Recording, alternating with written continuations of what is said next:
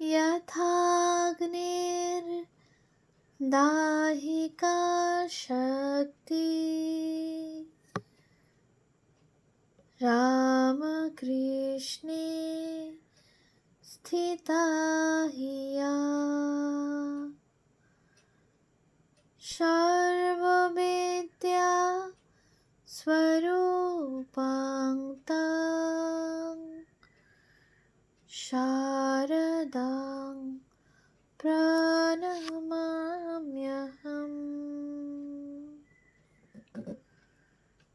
শ্রী মা সারদা ও তাঁর বৈঠকখানা গ্রন্থ থেকে পাঠ।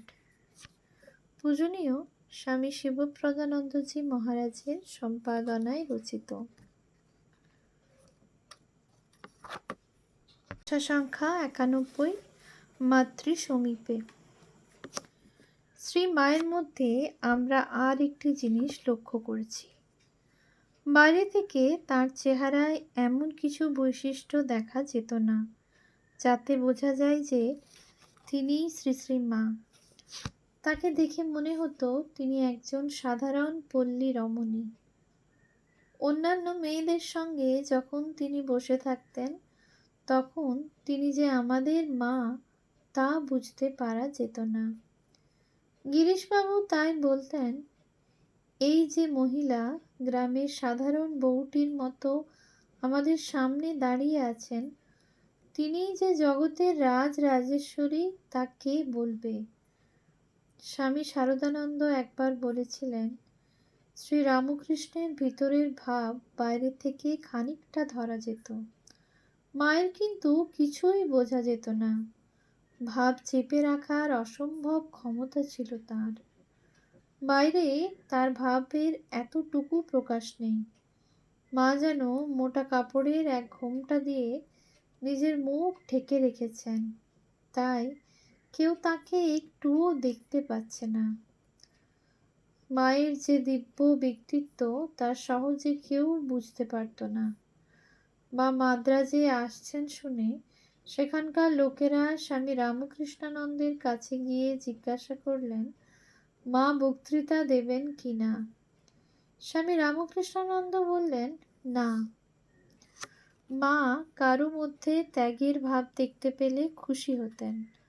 যাদের মধ্যে ত্যাগের ভাব দেখতেন তাদের উৎসাহ দিতেন। একবার মা বলেছিলেন, সবাই বলে শ্রী রামকৃষ্ণ ধর্ম সমন্বয় প্রচার করতে এসেছিলেন। তিনি যে বিভিন্ন ধর্ম সাধন করেছিলেন তা কিন্তু এই উদ্দেশ্যে নয়। তার উদ্দেশ্য ছিল বিভিন্ন ধর্মে কিভাবে ঈশ্বরকে ডাকে তা জানা। তাই মায়ের মতে শ্রী রামকৃষ্ণের মুখ্য শিক্ষা ধর্ম সমন্বয় নয়, তিনি ত্যাগ কি বস্তু তা তার জীবন দিয়ে লোককে শেখাতে এসেছিলেন। এই যুগের আদর্শ হিসাবে তিনি জগৎকে যা দিয়ে গেলেন তার মধ্যে এই ত্যাগের আদর্শই হচ্ছে শ্রেষ্ঠ। মা বলতেন, শ্রী শ্রী ঠাকুরের মতন ত্যাগের কথা এর আগে কেউ কখনো শোনেওনি। মা নিজেও এই ত্যাগের আদর্শের ওপর জোর দিতেন। স্বামীজি বলতেন, ত্যাগ ও সেবা হচ্ছে এই জাতির দুটি মহান আদর্শ। যদি এই আদর্শ ধরে আমরা থাকতে পারি তাহলে আমাদের সব ঠিক থাকবে। মাও তাই তার নিজের জীবনের ভিতর দিয়ে এই ত্যাগের আদর্শ দেখিয়ে গেলেন। আজ বিশ্বব্যাপী স্বার্থপরতা, যেন তেন প্রকারেণ স্বার্থসিদ্ধি, অসৎ উপায়ে অর্থোপার্জন ইত্যাদির পরিপ্রেক্ষিতে স্বাভাবিকভাবেই মনে হয় এই ত্যাগের আদর্শের প্রয়োজন অত্যন্ত জরুরি। আমি আগেই বলেছি, মা সবাইকে এই ত্যাগের পথে চলতে উৎসাহ দিতেন।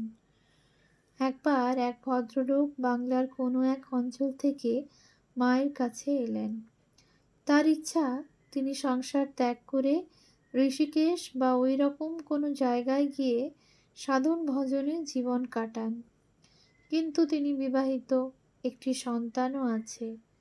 সেখানে যারা ছিলেন তাদের মধ্যে তুমুল তর্কের ঝড় উঠল। এরকম লোক কি করে সাধু হতে পারে? এসব অনেক কথাও অনেকে বলতে লাগলো। মা কিন্তু একটি কথাও বলছেন না, একেবারে চুপ। কয়েকদিন পরে যখন সব ঝড় থেমে গেছে, তখন একদিন মা ওই ভদ্রলোকটিকে ডেকে গেরুয়া দিয়ে ঋষিকেশে যাবার অনুমতি দিলেন। পরবর্তীকালে তিনি রামকৃষ্ণ সংঘের একজন বিশেষ সাধুরূপে গণ্য হয়েছিলেন। জয়রামবাটিতে একটি যুবক ছিল, খুব ভালো। সে ভালো গান গাইতে পারত আর তাকে সবাই ভালোবাসত। একদিন হঠাৎ সে নিরুদ্দেশ, কোথায় গেছে কেউ জানে না। কয়েক বছর পরে সে গ্রামে ফিরে এলো। সে ফিরে এসেছে দেখে গ্রামে খুব উত্তেজনা। অনেকে তাকে দেখতে এসেছে, তাকে যেন সবাই ঘেরাও করে রেখেছে আর প্রশ্নের পর প্রশ্ন করছে। গ্রামে এমন সাড়া পড়ে গেছে, মায়েরও কৌতূহল হলো কি ব্যাপার জানতে। সাধারণত মা পাড়ায় কারো বাড়িতে যেতেন না। সেদিন কিন্তু মা ভাবলেন, যাই, ব্যাপারটা কি দেখে আসি। মা ওই ছেলেটির বাড়িতে গেলেন। দেখেন বহু লোক তাকে ঘিরে রয়েছে আর বলছে, কেন তুমি না বলে বাড়ি ছেড়ে পালিয়ে গেলে?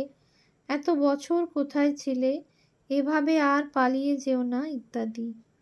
মা কিন্তু কিছু বললেন না, চুপ করে সব শুনতে থাকলেন। কিছুক্ষণ পরে বললেন, বাবা, তুমি সাধু হয়ে ভালোই করেছ। 3 বার এই কথাটি বললেন। তারপর দুপুরে তার কাছে এসে প্রসাদ পেতে বললেন। মাঝে মাঝে কলকাতায় ভক্তেরা এসে মাকে বলতেন যে ভালো পাত্র পাচ্ছেন না বলে তাদের মেয়েদের বিয়ে দিতে পারছেন না। এ সম্পর্কে মা বলতেন, কেন বাবা মা মেয়ের বিয়ে হচ্ছে না বলে এত দুঃখ আক্ষেপ করে? মেয়েকে নিবেদিতা স্কুলে সুধীরার কাছে পাঠায় না কেন? এই হচ্ছে মায়ের দৃষ্টিভঙ্গি। সবার প্রতি মায়ের কি দরদ, কি ভালোবাসা! যে একবার এই ভালোবাসার আস্বাদ পেয়েছে, সে কখনো তা ভুলতে পারবে না। একটি মেয়ে মায়ের কাছে আসতো তার তরকারি বেচতে। দেখা গেল মায়ের শরীর যাবার পরেও সে মাঝে মাঝে আসে, কিছুক্ষণ বসে থেকে চলে যায়। তাকে জিজ্ঞাসা করা হলো, এখন তুমি আর কি জন্যে আসো? তখন সে উত্তরে বললে, মায়ের এত ভালোবাসা পেয়েছি যে তাকে আর কিছুতেই ভুলতে পারছি না, তাই এখানে আসি, কিছুক্ষণ বসে থেকে চলে যাই। এতেই আমার খুব আনন্দ হয়।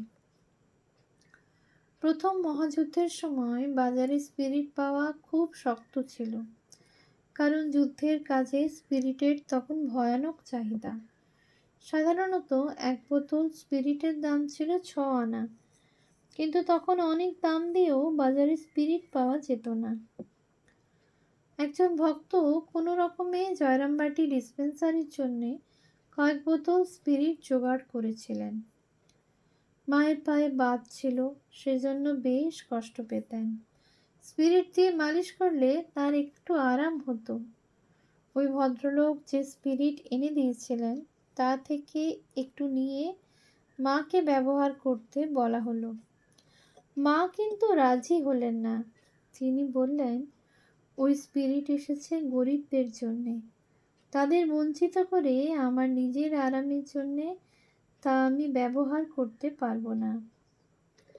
মায়ের কি দৃষ্টিভঙ্গি তা এ থেকেই বোঝা যাবে। আর একবার এক ভক্ত এসে মাকে বললেন, মা, অমুক মারা গেছেন। মৃত্যুর আগে এক উইল করে তিনি বেলুড় মঠ এবং প্রাচীন সাধুদের জন্য প্রচুর সম্পত্তি রেখে গেছেন। মা চুপ করে সব শুনলেন। ওই ভক্তের কথা শেষ হতে মা বললেন, তা বেশ, তিনি যা করেছেন তা তো সব শুনলাম, কিন্তু তিনি গরিব দুঃখীদের জন্যে কি কিছু রেখে গেছেন? ভক্তটি আর কি বলবেন, চুপ করে থাকলেন। কারণ সত্যি সত্যি ওই ব্যক্তি গরিবদের জন্যে কিছু রেখে যাননি। গরিব দুঃখীদের জন্যে তার প্রাণ কী রকম কাঁদত তা এ থেকে বোঝা যায়। স্বামীজিও বলতেন, গরিব দুঃখী বা যারা সমাজে পিছিয়ে আছে তাদের অবহেলা করার ফলেই বিদেশি শক্তি এ দেশে রাজত্ব করতে পারছে। আমাদের দেশের সাধারণ মানুষকে আমরা উপেক্ষা করে এসেছি, তাই আজ হাজার হাজার বছর ধরে আমরা বিদেশি শক্তির পদানত হয়ে আছি। তাই মাও আমাদের এই শিক্ষা দিয়ে গেছেন যে গরিব দুঃখীদের তোলা যেন আমাদের প্রথম কর্তব্য হয়। স্বামীজি আমাদের সাবধান করে দিয়ে গেছেন এই আদর্শ থেকে যেন আমরা কখনো বিচ্যুত না হই। যা আমাদের মাথায় এখন আসছে এমন দু চারটে বিক্ষিপ্ত কথা বলবো। একদিন মায়ের মা শ্যামাসুন্দরী দেবী মাকে জিজ্ঞাসা করলেন, আচ্ছা বলতো, এক পায়ের উপর আরেক পা দিয়ে বসেন ওই দেবীর নাম কি? মা বললেন, জগদ্ধাত্রী। শ্যামাসুন্দরী দেবী বললেন, আমার ওর পুজো করতে ইচ্ছা করছে। পরপর 2 বছর জগদ্ধাত্রী পুজো হলো।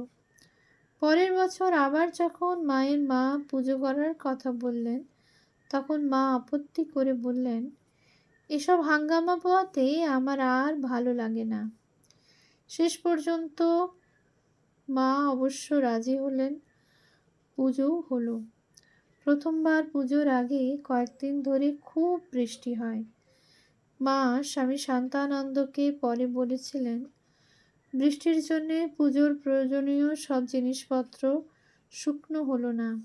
কিন্তু মজা এই, দেখা গেল চারিদিকে বৃষ্টি হচ্ছে, কিন্তু আমাদের উঠোনে রোদ। এই এক অলৌকিক ব্যাপার, কিন্তু এটা সত্য ঘটনা। আর একবারের ঘটনা, সে ঘটনার আমি প্রত্যক্ষদর্শী। মহাসমাধির পরদিন মায়ের শরীর মঠে আনা হলো। এখন যেখানে তার মন্দির সেখানেই তার স্থূল শরীর দাহ করা হয়। তখনও কোনো ঘাট হয়নি, তবে ওখানে গঙ্গার পাড়টা নদীর দিকে ঢালু ছিল।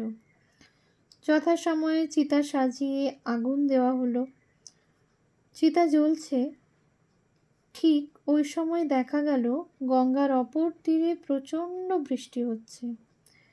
এমন বৃষ্টি যে ওপারে ঘর বাড়ি গাছপালা কিছুই দেখা যাচ্ছিল না। বৃষ্টি গঙ্গার মাঝামাঝি পর্যন্ত এলো, কিন্তু ওই পর্যন্তই। এপারে তখন বেলুড় মঠে খটখটে রোদ। চিতা যথারীতি জ্বলতে লাগলো। কিছুক্ষণ পর মায়ের দেহ সম্পূর্ণ দাহ হয়ে গেল। এবার চিতার আগুন নেভাতে হবে। সেখানে একজন ছিলেন, তিনি তান্ত্রিক। তিনি চেয়েছিলেন তান্ত্রিক বিধিতে আগুন নেভানো হোক। সেজন্য যেসব জিনিসের দরকার ছিল তা ওখানে ছিল না। তিনি তাই সেসব আনতে বাজারে গিয়েছিলেন। স্বামী নির্মলানন্দ তুলসী মহারাজ অধৈর্য হয়ে বড় একটা কলসি নিয়ে গঙ্গা থেকে জল ভরে এনে শরৎ মহারাজকে স্বামী শারদানন্দ বললেন, আপনি জল ঢেলে চিতাটা নেভান, আমাদের আর অপেক্ষা করা ঠিক হবে না। শরৎ মহারাজ চিতায় জল ঢাললেন। অনেকেই এর মধ্যে গঙ্গা থেকে জল নিয়ে এসেছে চিতায় ঢালবার জন্য, কিন্তু কারোরই আর ঢালা হলো না। শরৎ মহারাজ যেই চিতায় জল ঢালা শেষ হলো, সঙ্গে সঙ্গে ওপারের বৃষ্টি এপারেও এসে গেল। সে এমন জোর বৃষ্টি যে তাতেই তৎক্ষণাৎ চিতার আগুন সম্পূর্ণ নিভে গেল। ফলে শরৎ মহারাজের পরে আর কারো জল ঢালা হলো না। আমরা সবাই বৃষ্টিতে একেবারে ভিজে গেলাম। এরকম ঘটনাও ঘটে। শুনতে অস্বাভাবিক ও অলৌকিক মনে হলেও বাস্তব এই ঘটনা।